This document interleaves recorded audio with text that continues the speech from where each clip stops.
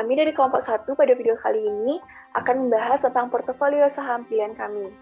Namun, sebelumnya izinkan saya untuk membacakan nama anggota kelompok terlebih dahulu.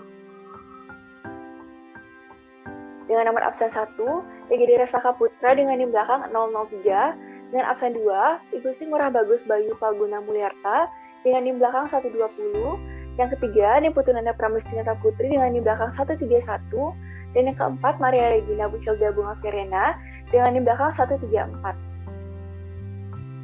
Nah, kami akan bahas tentang perusahaan kami. Jadi, PT Rasa Sejahtera merupakan sebuah startup edukasi dan konsultasi keuangan pertama di Bali yang berdiri sejak tahun 2019. PT Rasa Sejahtera hadir untuk menjawab kebutuhan masyarakat akan literasi finansial yang wajib dimiliki oleh setiap pihak. Kantor kami berlokasi di Jalan Nangka Utara, Kota Denpasar, Provinsi Bali. Kami memiliki tagline, teman terbaikmu dalam keuangan, di mana tagline ini berarti mengajak seluruh masyarakat dari berbagai generasi untuk cerdas dalam keuangan melalui edukasi dan konsultasi, serta melangkah bersama menuju kebebasan finansial. Kemudian, kami memiliki visi dan misi. Yang pertama, visi kami yaitu the most integrated and comprehensive financial education and consultation platform in Indonesia, dengan misi making PT Rasa Sejahtera the first choice in terms of financial education and consultation, making PT Rasa Sejahtera as a gold standard in personal or institutional finance, answering the needs and providing the best service for customers.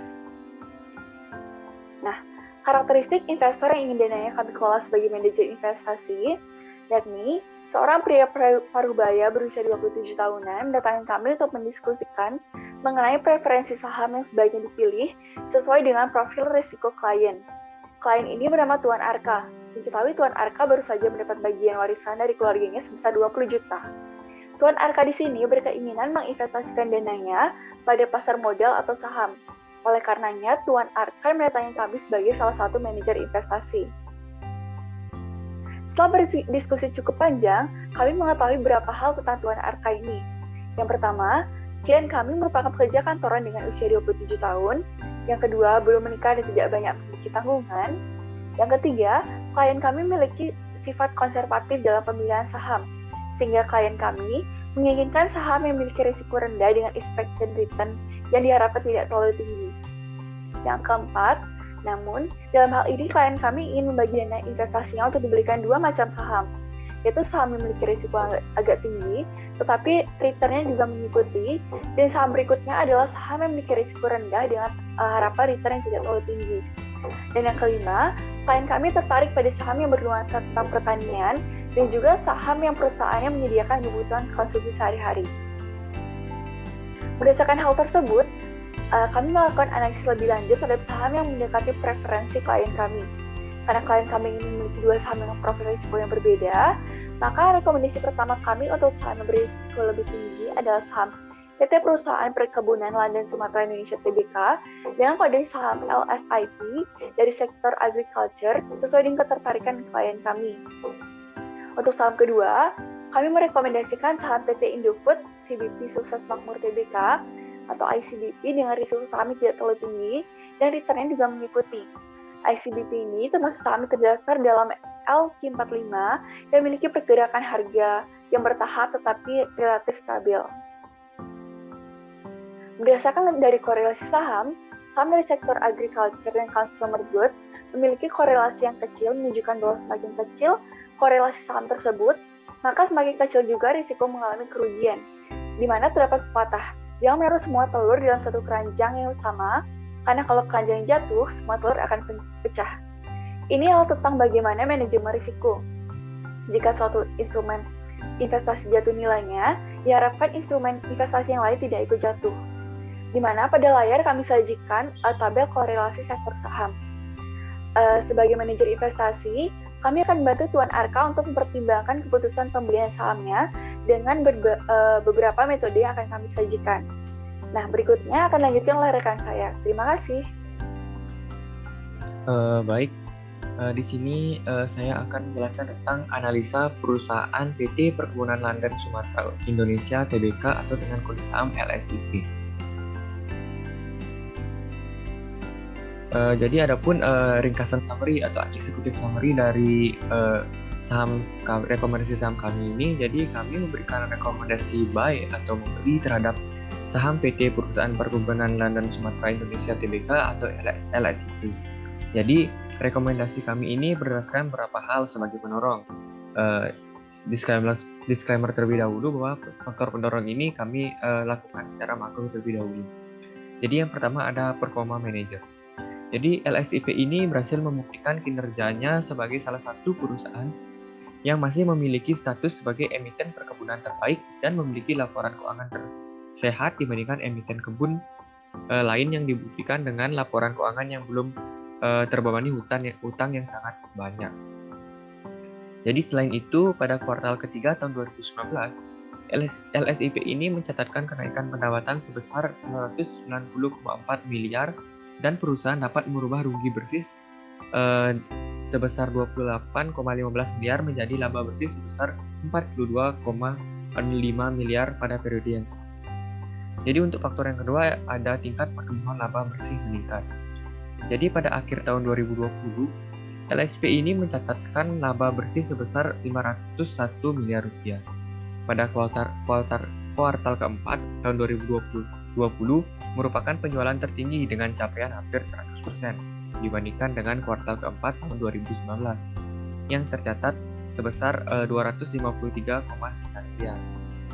Jadi kami memprediksikan bahwa penjualan untuk tahun 2021 dan seterusnya akan kembali meningkat karena adanya momentum permintaan minyak kelapa sawit yang meningkat selama pandemi COVID-19. Lalu faktor yang ketiga yaitu ada pertumbuhan segmen kelapa sawit yang stagnan. Jadi sebagai negara pengekspor kelapa sawit atau CPO terbesar di dunia, kinerja LSIP pada tahun 2020 ini dinilai kokoh terhadap keadaan perlambatan ekonomi. Meskipun mengalami penurunan permintaan pada Maret 2020 yang disebabkan oleh COVID-19, namun nilai ekspor produk kelapa sawit ini masih mencapai sekitar 11,4% dari total devisa ekspor yang menunjukkan tetap pentingnya ekspor sawit bagi perolehan devisa negara. Jadi di sini kami menilai bahwa kebutuhan akan minyak kelapa sawit masih memiliki peluang besar untuk berkembang pesat khususnya pada sektor agriculture. Jadi adapun profil perusahaan dari LSIP ini yang kami rekomendasikan kepada Tuan Arka, yang pertama itu tentang perusahaan ini sendiri. LSIP atau PT Perusahaan Perkebunan London Sumatera Indonesia Tbk ini merupakan perusahaan yang bergerak di industri perkebunan kelapa sawit dan karet dan juga merupakan anak perusahaan dari PT Salim Infomas Pratama Tbk.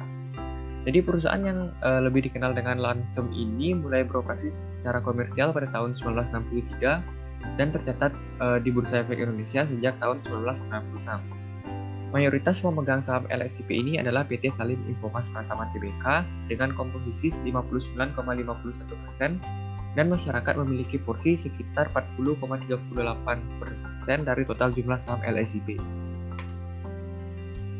Jadi adapun di sini analisis risiko secara makronya. Jadi di sini kami mengidentifikasi ada 4 risiko yang dialami LSIP ini, yang probabilitas risikonya ini dialami secara makro. Yang pertama ini ada risiko pasar, di mana harga komoditas CPO itu tak menentu. Jadi fluktuasi harga minyak kelapa sawit atau CPO terjadi disebabkan oleh lemahnya permintaan akibat adanya COVID-19. Jadi selain itu, penetapan harga produk yang dihasilkan ditentukan berdasarkan harga pasar dunia, sehingga dapat mempengaruhi harga komoditas dan pendapatan perusahaan. Risiko yang kedua itu ada risiko produksi, yaitu dengan adanya kenaikan biaya produksi. Jadi tantangan terbesar yang dihadapi pelaku usaha perkebunan kelapa sawit Indonesia ini adalah tidak sebandingnya biaya produksi dengan kenaikan harga minyak kelapa sawit atau CPO. Untuk itu, perlu meningkatkan produktivitas dan menekan biaya produksi menjadi satu hal yang sangat penting. Risiko yang ketiga itu ada risiko regulasi, yaitu ekspor kelapa sawit atau CPO ini dan produk turunannya harus sesuai dengan peraturan Kementerian Keuangan atau PMK. Jadi sesuai dengan peraturan Kementerian Keuangan atau PMK nomor 70/PMK 5 tahun 2021 tentang tarif Badan Umum dan Badan Pengelola Dana Perkebunan Kelapa Sawit ini mengalami penyesuaian pada tarif pungutannya, dan layanan ekspor produk kelapa sawit juga mengalami penyesuaian. Lalu yang keempat ini ada risiko kesehatan, keselamatan, dan lingkungan hidup atau K3LH serta prosedur operasional. Jadi risiko ini meliputi kegagalan dalam menyediakan lingkungan kerja yang baik dan aman yang dapat menyebabkan kehilangan reputasi bisnis ataupun peningkatan biaya lainnya. Terlebih lagi di situasi pandemi seperti ini membuat setiap kegiatan harus dilakukan dengan standar protokol kesehatan yang ketat demi keselamatan pekerja sekaligus mencegah penularan virus di lingkungan. Lalu analisis makro yang terakhir itu ada SWOT analysis. Jadi SWOT analysis ini terdiri dari strength, weakness, threat, dan opportunity. Jadi strength yang pertama dari LSIP ini adalah perusahaan ini itu memiliki laporan keuangan tersehat dibanding emiten kebun lainnya. Lalu S yang kedua itu ada produknya terdiversifikasi dan dibutuhkan oleh berbagai sektor industri. Dan juga S yang ketiga itu ada fundamental perusahaan cukup baik dilihat dari komposisi asetnya yang nilai liabilitasnya jauh lebih rendah dari nilai ekuitasnya. Lalu ada weakness. Jadi W yang pertama ini yaitu harga minyak kelapa sawit atau CPO itu yang sangat berfluktuatif atau tidak menentu. Untuk W yang kedua itu ada jumlah pasokan yang terbatas akibat adanya kondisi cuaca yang terjadi. Lalu ada opportunities atau kesempatan. Jadi O yang pertama ini adalah pembagian sembako selama pandemi COVID-19 ini dapat dijadikan peluang untuk meningkatkan pendapatan. Lalu untuk O yang kedua itu ada katalis program B30, B50 hingga B100 itu akan membantu peningkatan harga CPO di dunia. Lalu O yang ketiga itu ada melakukan ekspansi hingga ke pasar internasional. Lalu yang terakhir ada threat atau ancaman. Jadi T yang pertama ini ada munculnya kompetitor baru. Lalu untuk T yang kedua itu ada diskriminasi harga produk oleh pemerintah.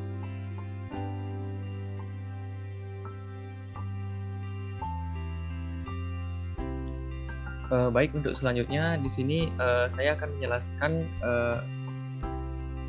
kenapa kami merekomendasikan saham LSIP ini kepada Tuan Arka dari segi mikroekonomi. Jadi di sini klasifikasi pemilihan saham sektor agriculture ini kami lihat itu berdasarkan dari 3 faktor, yaitu dari market cap, DER, dan ROA. Mohon maaf, ada 4 faktor, yaitu lagi satu adalah profit perusahaan atau net profit perusahaan dalam sudut tahun. Jadi yang pertama itu ada market cap. Jadi market cap atau kapitalisasi pasar ini adalah nilai agregat pasar sebuah perusahaan. Jadi kapitalisasi pasar ini dihitung dengan mengalihkan jumlah total outstanding share atau saham beredar sebuah perusahaan dengan harga pasar saat ini dari satu lembar saham. Jadi istilah market cap ini digunakan oleh para investor untuk menentukan ukuran sebuah perusahaan. Jadi berdasarkan tabel yang kami share di sini, kita dapat melihat urutan 10 saham dengan market cap terbesar dari sektor agri. Dalam kode saham perusahaan AALI itu memiliki urutan pertama dengan market cap terbesar sekitar 23,772 miliar.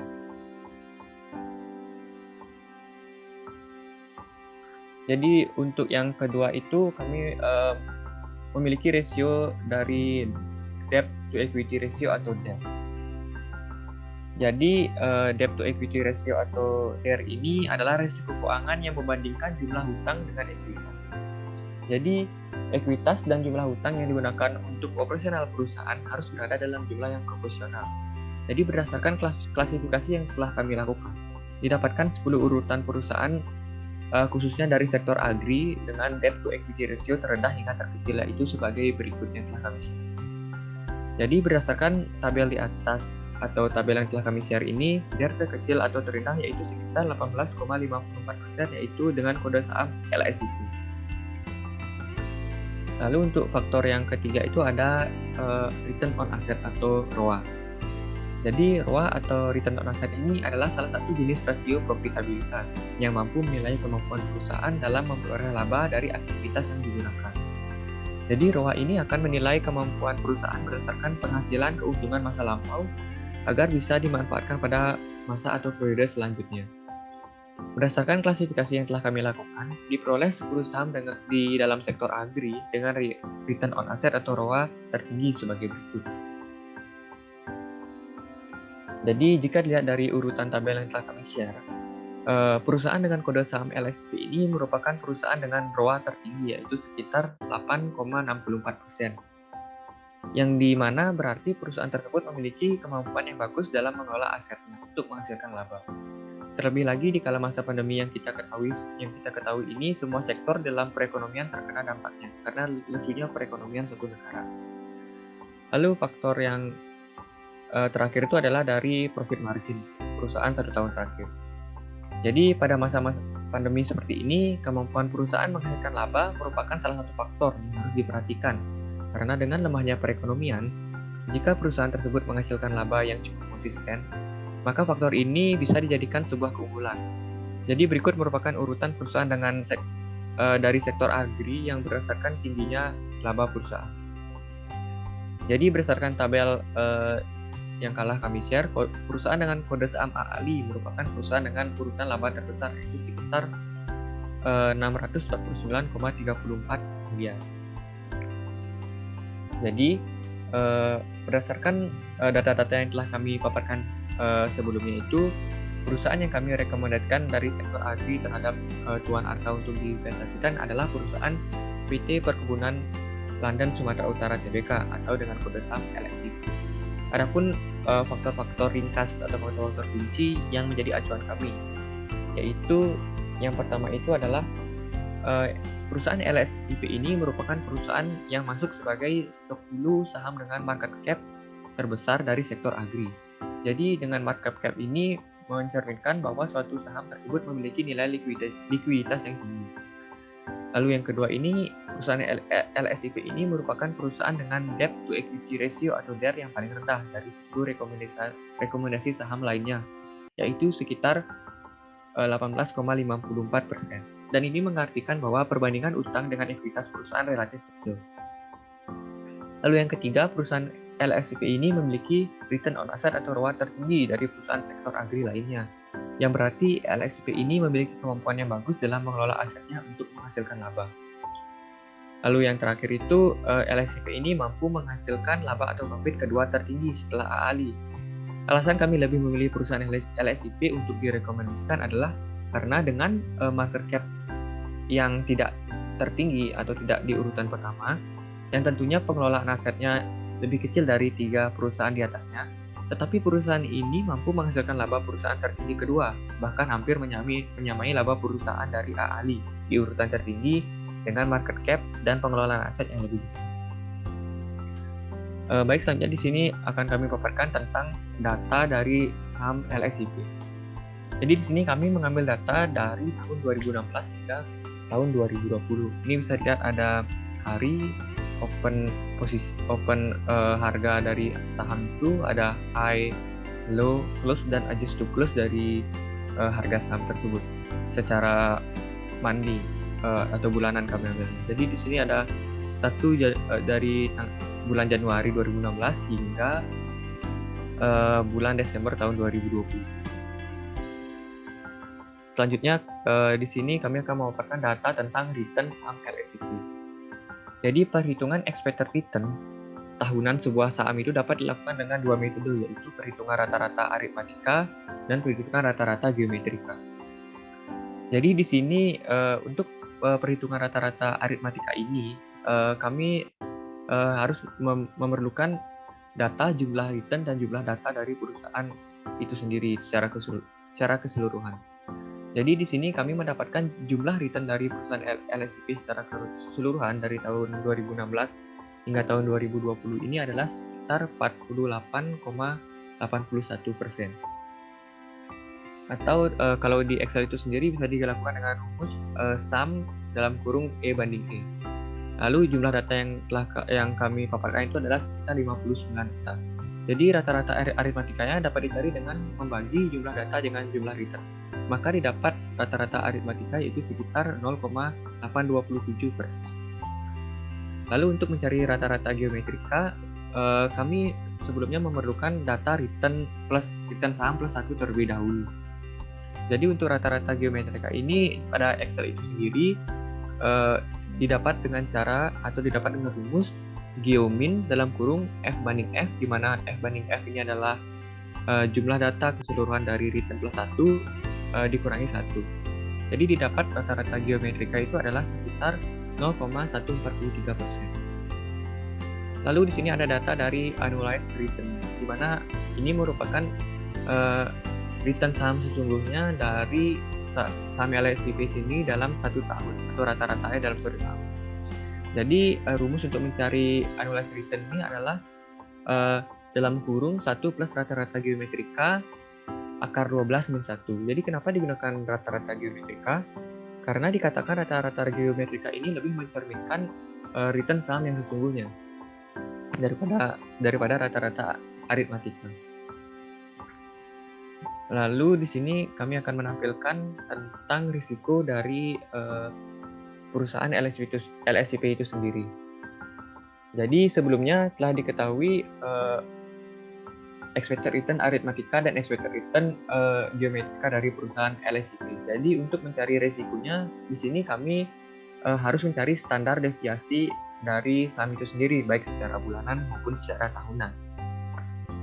Jadi untuk mencari standar deviasi itu sendiri, kami memerlukan data dari varians terlebih dahulu. Nah, untuk mencari data varians tersebut, kami memerlukan data, yaitu yang telah kami tampilkan di sini, yaitu data dari return saham secara bulanan itu dikurangi dari expected return diakarkan 2. Jadi setelah kami mendapatkan data tersebut, kami jumlahkan, maka akan didapatkan hasil sekitar 84,321%. Jadi untuk mencari variansnya, rumusnya itu diperlukan dalam Excel itu sendiri, yaitu G62, di mana G62 itu adalah jumlah dari data return secara bulanan dikurangi expected return akar 2 dibagi jumlah data min 1, di mana jumlah data itu adalah 59 min 1. Jadi didapatkanlah nilai variannya sekitar 1,45%. Setelah kita mendapatkan variansnya, lalu kita bisa mencari standar deviasi, yang dimana itu menggambarkan risiko perusahaan. Jadi yang pertama untuk mencari standar deviasi bulanan, kami dalam Excel itu sendiri kita bisa menggunakan rumus STD EVA dalam kurung E3 banding E61, di mana E3 banding E61 ini merupakan jumlah return dari saham LSIP itu sendiri. Jadi didapatkan STD bulanannya itu sekitar 12,006%. Untuk STD tahunannya ini kami dalam Excel itu sendiri digunakan rumus, yaitu M22 dikali 12 akar 0,5, di mana M22 ini merupakan STD bulanan dari LSIP. Jadi didapatkan STD tahunan untuk LSIP ini adalah sekitar 41,8%. Jadi STD bulanan sekitar 12,06% ini menggambarkan risiko atau probabilitas risiko yang harus ditanggung oleh Tuan Arka jika dia menginvestasikan dananya untuk membeli saham LSIP dengan time frame bulanan. Lalu nilai sebesar 41,8% ini mencerminkan probabilitas risiko yang harus ditanggung Tuan Arka jika dia menginvestasikan dananya pada saham LSIP dalam time frame tahunan atau 1 tahun. Jadi sebenarnya SD ini sendiri bisa dicari dengan mengakarkan dari varian itu sendiri. Jadi jika kita mengakarkan 0,014 sekian itu, maka akan didapatkan juga standar deviasi atau risiko. Lalu yang terakhir ada nilai dari skewness. Nilai dari skewness ini bisa kita dapatkan dalam Excel itu sendiri dengan rumus skew dalam kurung E3 banding E61, di mana E3 banding E61 ini merupakan jumlah dari return saham LSIP itu secara keseluruhan. Jadi berdasarkan data return LSIP ini maka diperoleh nilai skewness itu sekitar 0,672 atau sekitar 0,67, yang berarti skewness saham LSIP ini bernilai lebih dari 1. Nilai skewness yang lebih dari 1 atau positif itu berarti persebaran data saham LSIP itu memiliki kemencengan ke arah kanan. Jadi nilai mediannya itu lebih kecil daripada nilai min, dan mengartikan bahwa sebaran data saham LSIP ini berdistribusi normal. Sekian pemaparan dari saya untuk analisa saham LSIP. Untuk analisa selanjutnya akan dilanjutkan oleh rekan saya. Terima kasih. Baik, di sini saya akan mempresentasikan mengenai analisis saham perusahaan ICBP yang merupakan kode emiten atau perusahaan dari PT Indofood CBP Sukses Makmur. Nah, yang pertama saya akan membahas mengenai executive summary. Nah, di sini kami memberikan rekomendasi buy terhadap saham PT Indofood CBP Sukses Makmur terbuka yang merupakan produsen berbagai jenis makanan dan minuman yang bermarkas di Jakarta, Indonesia. Nah, perusahaan ini didirikan pada tanggal 14 Agustus 1990 oleh Sudono Salim dengan nama PT Panganjaya Inti Kusuma yang pada tanggal 5 Februari 1994 menjadi Indofood Sukses Makmur. Nah, rekomendasi kami berdasarkan beberapa hal sebagai berikut. Yang pertama itu ada performa manajemennya, di mana ICBP ini berhasil membuktikan kinerjanya sebagai perusahaan yang tetap dapat membukukan kinerja yang konsisten melalui ketahanan dan keunggulan dari model bisnis yang terintegrasi secara vertikal dan merek-merek yang dikenal konsumen. Selain itu didukung dengan peningkatan harga jual komoditas perkebunan serta kenaikan laba bersih Indofood yang didukung oleh keuntungan kurs mata uang sepanjang 2020 dibandingkan tahun-tahun sebelumnya yang mencatat rugi kurs. Selanjutnya itu ada tingkat pertumbuhan laba bersih yang meningkat, di mana lonjakan laba bersih ditopang oleh pertumbuhan pendapatan perseroan yang mencapai 6,7% yang menjadi 81,7 triliun rupiah. Lonjakan laba ini merupakan lonjak laba bersih tertinggi yang diraih perseroan pada kuartal 4 pada tahun 2020 dengan peningkatan 96,6% menjadi 2,7 triliun.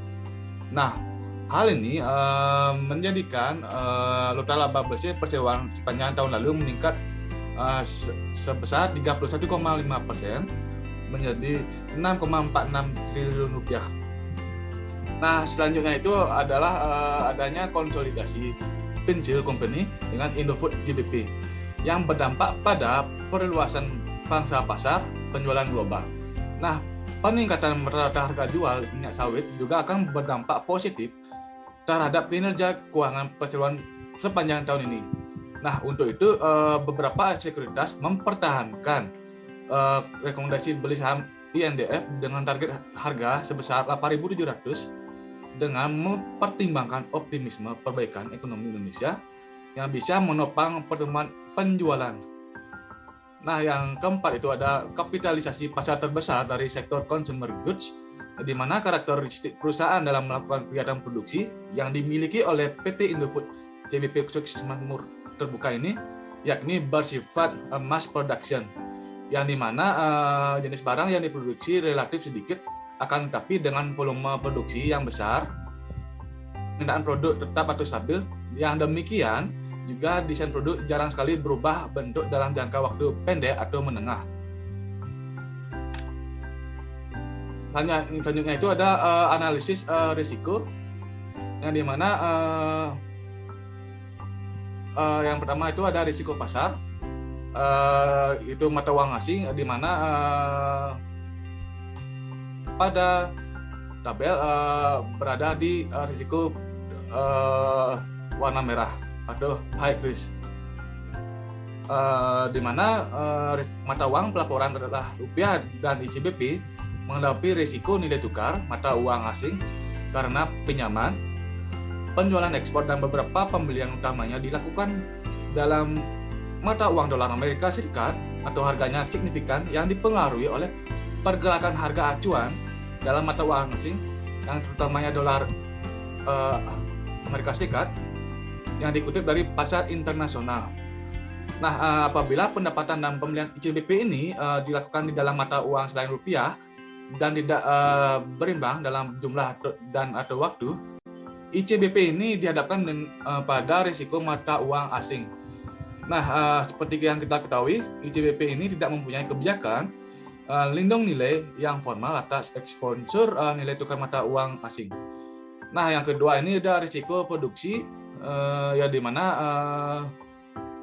risiko produksi ini berada di risiko tinggi dan probability yang tinggi juga, di mana fluktuasi harga bahan baku di pasar internasional dan depresiasi nilai tukar rupiah terhadap mata uang asing dapat memberikan dampak negatif terhadap kegiatan operasionalnya dan kondisi keuangan perseroan. Nah, walaupun perseroan dapat menaikkan harga jual produknya, akan tetapi perseroan tidak dapat secara langsung meningkatkan harga jual produk sedemikian rupa sejalan dengan kenaikan harga bahan baku di pasar internasional dan depresi nilai tukar rupiah terhadap mata uang asing. Nah, yang ketiga ini ada risiko peningkatan kompetisi pada segmen usaha berada di probability kuning atau menengah bisa kita katakan, dan risiko security-nya berada di risiko menengah juga, yang dimana sebagian besar produk perseroan menghadapi kompetisi baik dari perusahaan lokal maupun internasional. Tidak dapat dipastikan bahwa kompetitor ini tidak dapat mengoptimalkan upayanya dalam berkompetisi untuk meningkatkan pangsa pasarnya, dan atau tidak akan ada tambahan pesaing domestik maupun asing yang memasuki pasar di mana perseroan ini beroperasi. Nah, peningkatan kompetisi tersebut dapat mempengaruhi kemampuan perseroan untuk mempertahankan atau menaikkan pendapatannya. Nah, selanjutnya itu ada risiko suksesi dan keterampilan tenaga kerja, yang dimana kesuksesan perseroan tidak luput dari faktor-faktor ketersediaan tenaga kerja yang handal untuk terus dapat melakukan hal yang terbaik serta mendukung budaya untuk terus berinovasi agar memperoleh hasil yang unggul.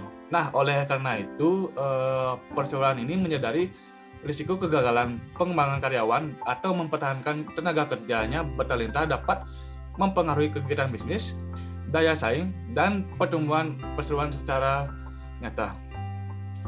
Nah, selanjutnya itu ada risiko bencana alam, iklim, dan cuaca ekstrim, di mana risiko ini terletak pada risiko high risk dan probability yang cukup tinggi juga, sama dengan severity-nya, yang dimana ini hal dapat terjadi di luar kendali perseroan yang dapat membahayakan keselamatan karyawan, merusak fasilitas, dan mengganggu jalur distribusi.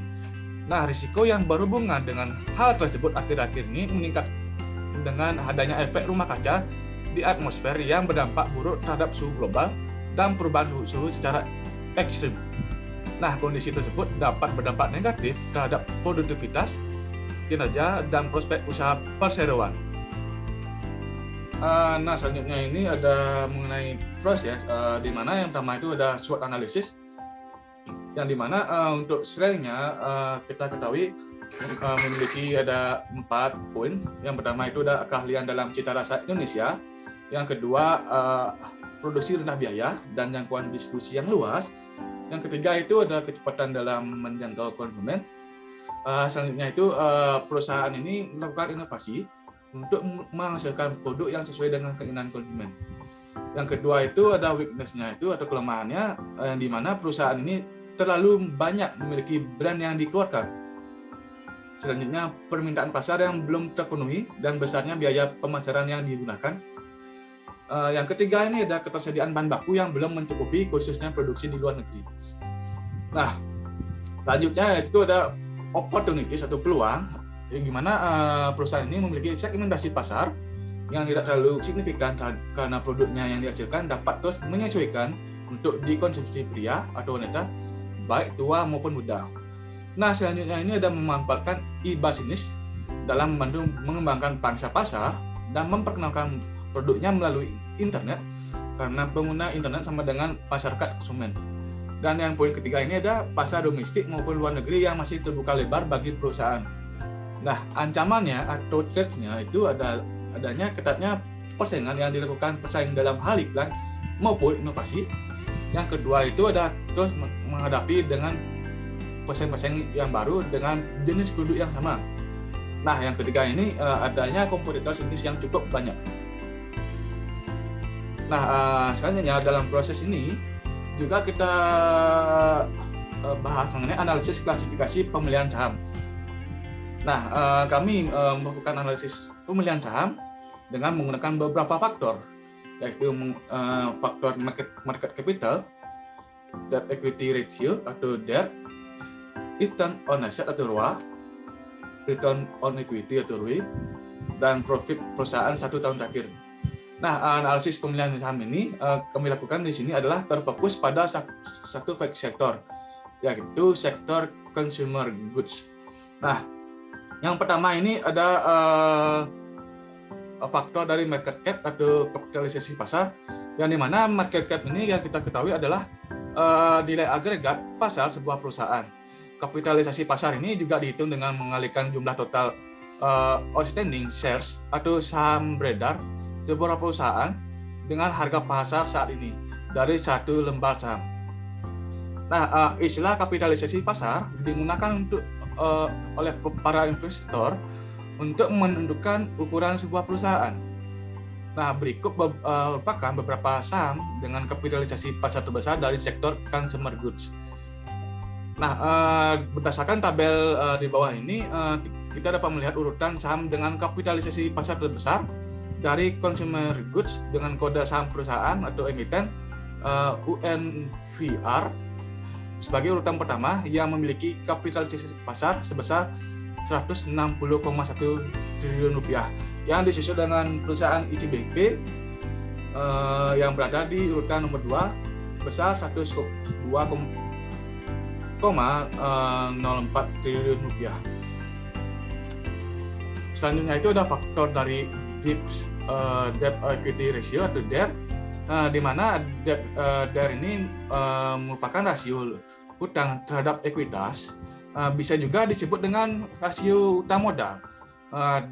DER ini adalah sebuah rasio keuangan yang membandingkan jumlah hutang dengan ekuitas. Nah, ekuitas dan jumlah hutang yang digunakan untuk operasional perusahaan harus berada dalam jumlah yang proporsional. Nah, berdasarkan klarifikasi yang kami lakukan, didapatkan urutan perusahaan khususnya dari sektor consumer goods dengan debt ratio terendah hingga terkecil adalah sebagai berikut. Berdasarkan tabel di bawah ini, didapatkan debt terkecil atau terendah yaitu 3,02% yang diperoleh oleh perusahaan dengan kode saham KLBF yang disusul oleh perusahaan ICBP yaitu sebesar 170,33%. Nah, selanjutnya itu ada faktor ROA, yang dimana ROA ini adalah salah satu jenis rasio profitabilitas yang mampu menilai kemampuan perusahaan dalam hal memperoleh laba dari aktiva yang digunakan. Nah, ROA ini menilai kemampuan perusahaan berdasarkan penghasilan keuntungan masa lampau agar bisa dimanfaatkan pada masa atau periode selanjutnya. Nah, berdasarkan klasifikasi yang kami lakukan, diperoleh saham di dalam sektor consumer goods dengan ROA tertinggi yaitu sebagai berikut, di mana perusahaan kode saham UNVR memiliki ROA yang tertinggi yaitu 28,89%, dan untuk perusahaan ICBP memiliki urutan yang ketiga yaitu sebesar 6,17%. Selanjutnya ini adalah ROE atau Return on Equity, yang dimana ROE ini merupakan perhitungan rasio yang menunjukkan kemampuan perusahaan dalam menghasilkan laba bersih. Nah, dengan menggunakan modal sendiri dan menghasilkan laba bersih yang tersedia bagi pemilik atau investor. Nah, perhitungan ROE dapat digunakan sebagai tolak ukur kinerja keuangan perusahaan. Nah, berdasarkan klasifikasi yang kami lakukan, diperoleh saham di dalam sektor consumer goods dengan return on equity atau ROE tertinggi sebagai berikut, yang dimana perusahaan dengan kode saham UNVR memiliki ROE tertinggi, yaitu 109,61%, yang disusul dengan perusahaan ICBP yang memiliki ROE sebesar 20,72%. Nah, selanjutnya adalah faktor profit atau laba perusahaan, yang dimana pada masa pandemi saat ini kemampuan perusahaan menghasilkan laba merupakan salah satu sektor atau faktor yang harus diperhatikan karena dengan lemahnya perekonomian.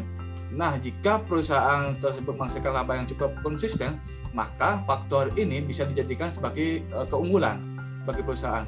Nah, pada tabel di bawah ini, profit atau laba perusahaan yang paling tertinggi itu diperoleh oleh perusahaan dengan kode saham INDF, di mana mendapatkan laba sebesar 5,41 triliun rupiah, yang disusul dengan perusahaan ICBP yang dimana memperoleh profit sebesar 4,97 triliun rupiah. Dan terakhir itu ada tahap pemilihan rekomendasi saham. Nah, berdasarkan data-data yang telah kami paparkan di atas, perusahaan yang kami rekomendasikan dari sektor konsumen goods adalah PT Indofood, CBP Sukses Makmur Tbk atau dengan kode saham ICBP. Faktor-faktor yang menjadi acuan kami secara ringkas adalah yang pertama ini, PT Indofood CBP Sukses Makmur Terbuka merupakan perusahaan yang masuk sebagai salah satu kas saham dengan market capital atau kapitalisasi pasar terbesar dari sektor consumer goods. Nah, kapitalisasi pasar yang besar mencerminkan bahwa suatu saham tersebut memiliki nilai likuiditas yang tinggi. Selanjutnya ada faktor yang kedua ini, PT Indofood CBP Sukses Makmur Tbk atau ICBP merupakan perusahaan dengan debt equity ratio atau DER kedua terendah dari rekomendasi saham lainnya, yaitu sebesar 170,33%, yang mengatakan bahwa perbandingan utang dengan ekuitas perusahaan ini relatif kecil. Nah, yang ketiga ini ada PT Indofood CBP Sukses Makmur ini memiliki ROA tertinggi ketiga dari perusahaan sektor consumer goods lainnya, yang berarti ICBP ini memiliki kemampuan yang bagus dalam mengelola asetnya untuk menghasilkan laba. Nah, ROA ini masih tergolong cukup baik dibandingkan dengan saham dengan sektor yang serupa. Namun, kita pertimbangkan tidak hanya dari sisi ROA saja. Nah, yang terakhir ini, PT Indofood CBP Sukses Makmur ini mampu menghasilkan laba atau profit kedua tertinggi setelah INDF. Nah, dengan konsistennya PT Indofood CBP Sukses Makmur Tbk ini pada peringkat 3 ke atas dari beberapa faktor di atas seperti market capital, debt equity ratio, return on asset atau ROA, return on equity atau ROE, dan profit perusahaan untuk 1 tahun terakhir, kami akhirnya merekomendasikan untuk membeli saham ICBP pada sektor consumer goods. Nah, berikut merupakan perhitungan saham tunggal ICBP yang diperoleh datanya setiap bulannya. Dan berikut merupakan tabel-tabel yang berisikan return dan waktu data yang diperoleh.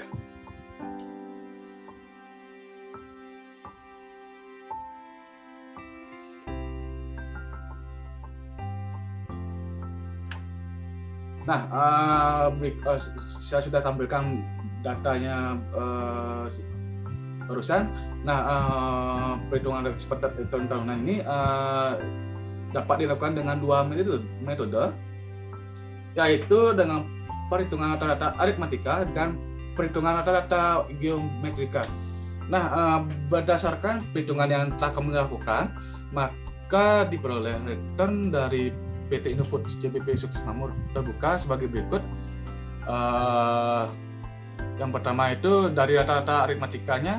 Nah, jumlah return yang didapatkan sebesar 53,91%, dan jumlah data yang diperoleh itu sebanyak 71 data.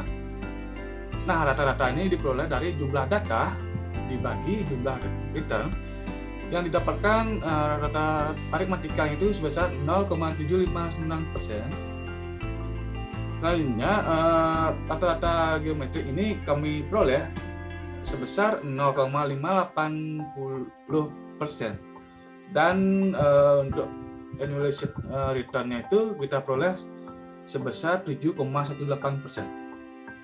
Nah, berikut merupakan tabel mengenai perhitungan risiko PT Indofood CBP sukses makmur terbuka yang dapat kita saksikan bersama pada layar.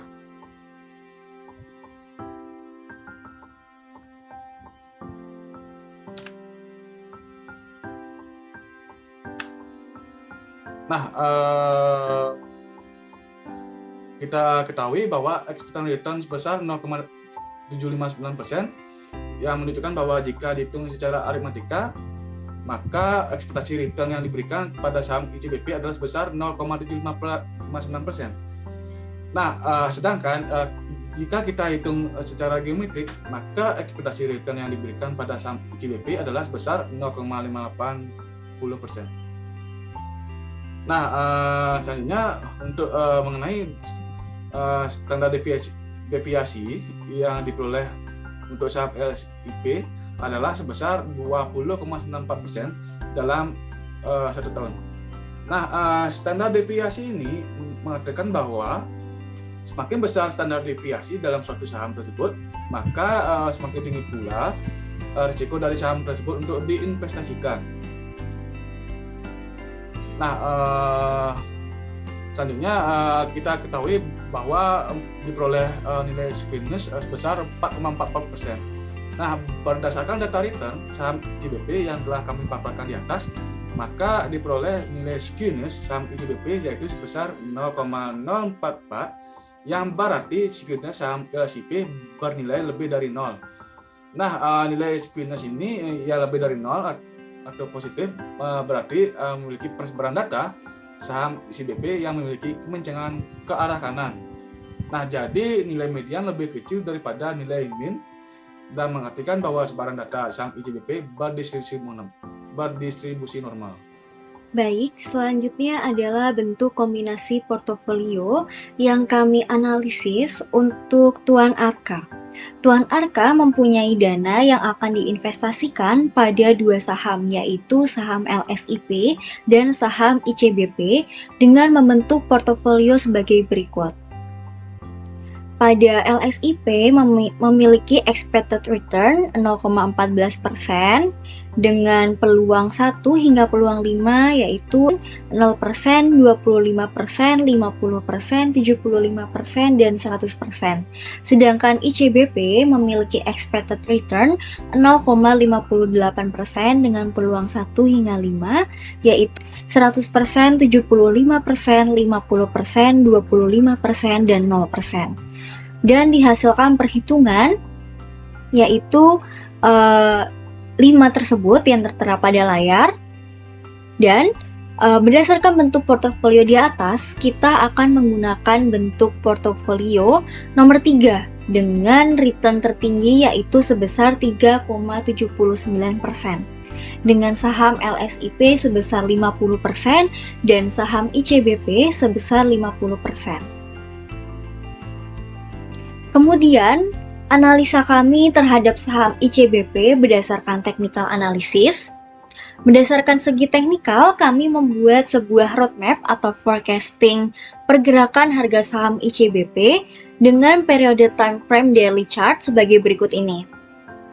Pada analisis ini, kami menggunakan 2 indikator, yaitu exponential moving average periode 200 yang berarti menggambarkan pergerakan harga rata-rata pada 200 hari ke belakang.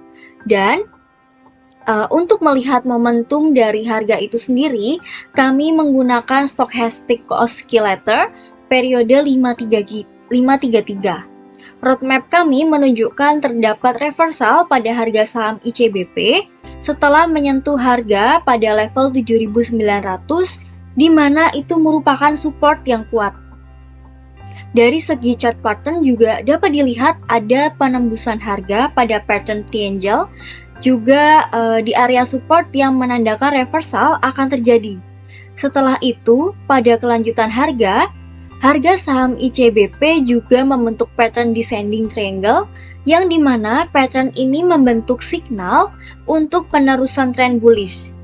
Nah, tren bullish juga dikuatkan dengan harga yang sangat baik menembus rata-rata pergerakan EMA 200.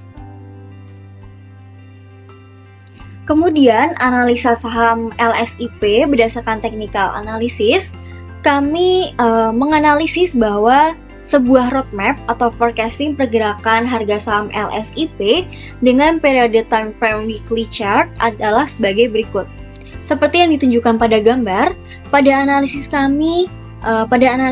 ini kami menggunakan dua indikator, yaitu exponential moving average periode 200 yang berarti menggambarkan pergerakan harga rata-rata pada 200 hari ke belakang.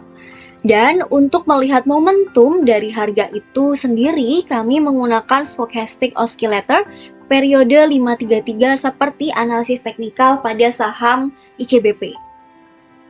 Nah, roadmap kami menunjukkan setelah adanya penurunan yang cukup tajam pada saham LSIP, saham ini berhasil membuat recovery yang cukup baik dan cepat.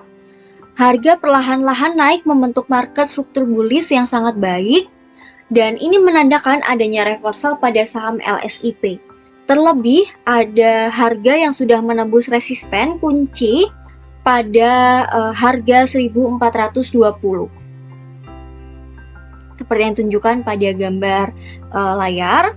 Kemudian prediksi kami pada saham LSIP ini akan mengalami sedikit penurunan untuk koreksi terlebih dahulu ke area demand dan supportnya. Dan supportnya ini bisa dilihat bahwa terjadi flip atau resisten become support pada area demand. Setelah itu harga akan melanjutkan tren bullishnya untuk menuju resisten selanjutnya. Baik, sekian pemaparan analisis dari kelompok kami terkait saham LSIP dan ICBP untuk Tuan Arka selaku investor yang akan kita bantu supaya sahamnya dan pemilihan emitennya ini tepat sesuai dengan risikonya. Sekian presentasi dari kelompok kami, kurang lebihnya mohon maaf, dan akhir kata kami ucapkan terima kasih.